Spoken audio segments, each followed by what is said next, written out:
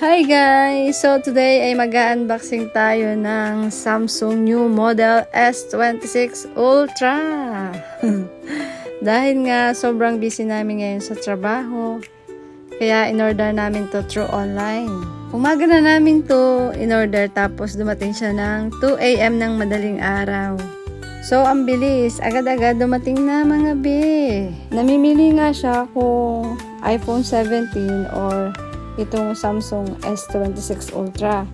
So, wala namang ibang pamimilian kundi iPhone at saka Samsung lang naman yung ginagamit dito. So, okay pa naman yung old phone niya, kaya lang medyo naghahang na siya at 6 years na rin naman yung napakinabangan niya. Kaya nag-decide na rin siya na bumili ng bagong phone. At well, deserve na rin naman ng aking asawa at reward na rin para sa sarili na. Yan ang katas ng pagod at puyat niya na i-reward ng kanyang sarili. So, ayan guys, bubuksan na natin. Ingat-ingat at baka masira natin ang phone ng aking mister. Ayan, ang hirap magpabukas Parang ayaw magpabukas. Ingat-ingat at baka wala tayong ipalit din bagong-bago.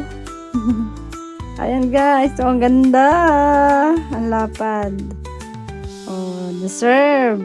Sulit ang pagod at puyat ng aking mister ay nakikita na. So, ganito yung itsura niya guys. Oh, may seal pa yung kanyang screen. Kailangan natin tanggalin. Ayan guys. Oh, madikit pa siya. Kaya dahan-dahan natin siyang tatanggalin. Ayan. Para ay magpatanggal na naman. Tapos, mga B, dito sa baba ng phone, may makikita kayo dyang bilog. Pipindutin nyo siya. Ayan. May pen dyan. Pwede nyo gamitin kapag napapagod na yung mga daliri. Kapipindot. Ganon. At kapag i-open nyo siya mga B, dito sa gilid lang. Bigla nga akong nagitla kasi bigla na lang siyang nagbukas. Oh. So, ganito pa yung itsura niya. Oh. Wala pang laman.